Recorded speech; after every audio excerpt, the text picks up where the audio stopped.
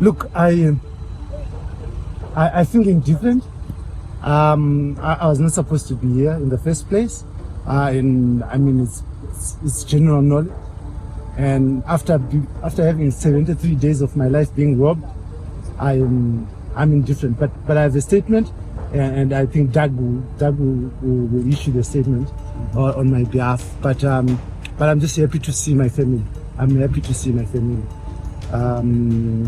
I've been made aware of some statements that the reason I'm out is because there's justice in this country.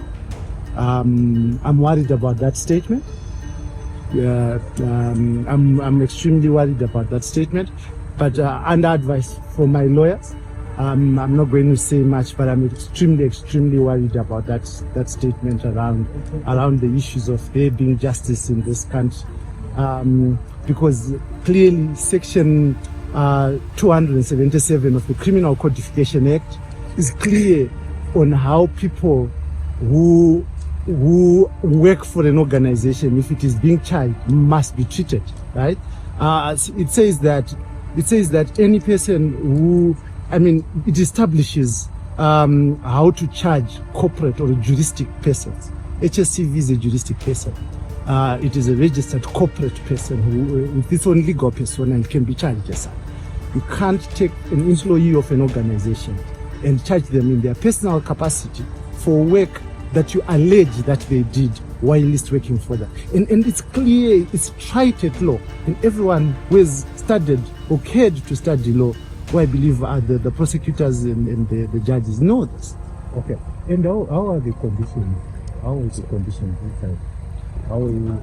Look, I think you've heard this over and over again. Describing the conditions that are behind me in words is just really impossible. This place is hell. It's hell. But the prison officers, they do their best to keep it quiet. With no resources. Okay. Yeah.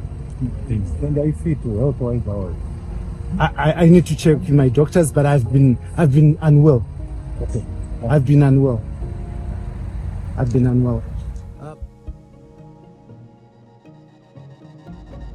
Dear countrymen, fellow journalists, UZ students, friends across the world, it has been long since I wrote to you. My fellow brothers and sisters, all of you, regardless of your nationality or geographical location, I write to you, your minds and hearts. Today, I have been released on bail, free, but not free. In the next few weeks, I will share the horrors I endured at Harare Remand Prison. But for now, let me focus on my family. You are my family. For 72 days, I remained in pre-trial detention, from where I was kept, resultantly failing to provide for my family with fatherly love and care, which I ordinarily should.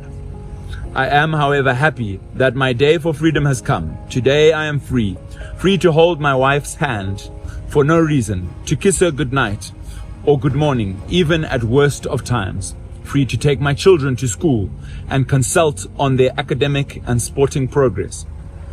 That I am free to run up and down the street screaming and kicking as I cheer my kids on their path to growth. For this is what fathers do. It is these little moments clothed in craziness and little bother that shape future generations. These are the joys of life that I have been robbed of over the past 72 days of my life as I languished in prison, unjustifiably so. My alleged offense is now known to you all, I presume.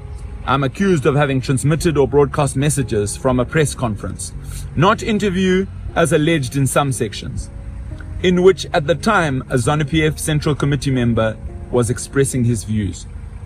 I deny ever transmitting the messages by Blessed Mhlanga in any shape or form. The state says it has a witness who saw me transmit these messages. I will not address this matter. This is one for trial. Bail, which is a right, has been denied to me 3 times. Twice at the magistrate's court and once by a high court judge Gibson Mandaza, who yesterday admitted me to bail.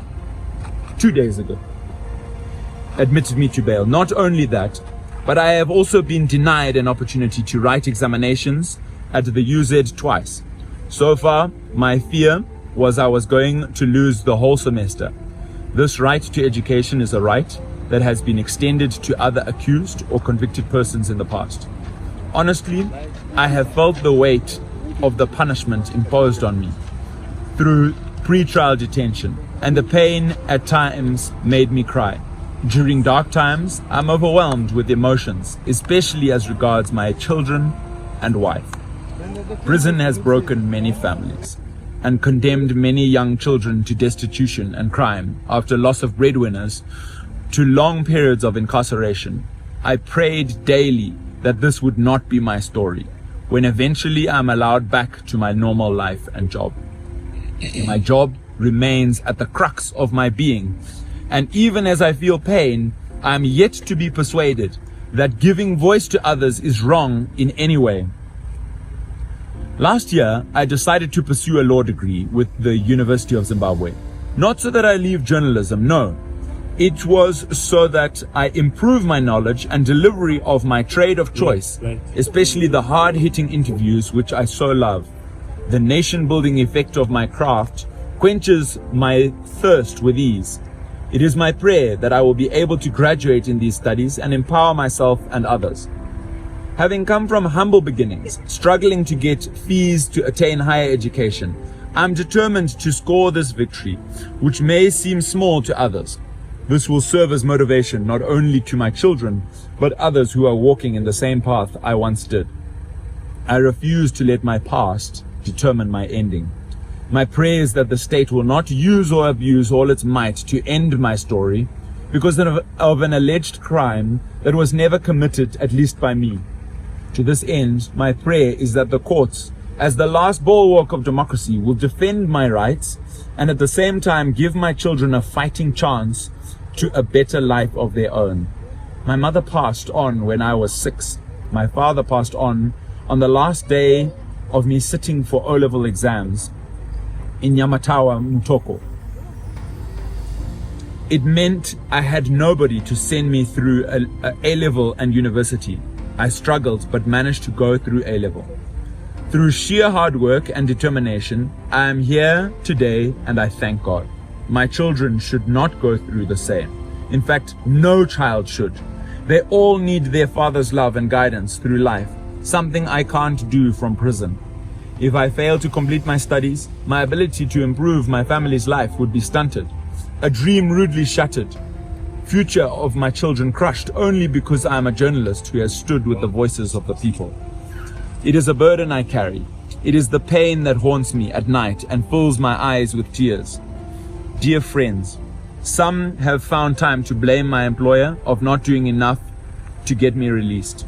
I assure you, Trevor Ngube did not arrest me. He has no keys to Harare remand prison. He is not a magistrate, nor is he a judge.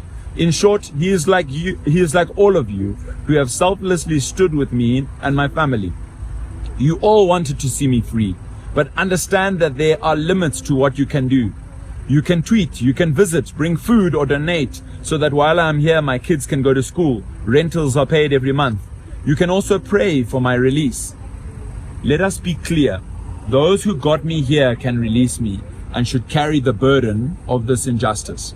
Not you, not Trevor, not anybody else. We all have limits to what we can do.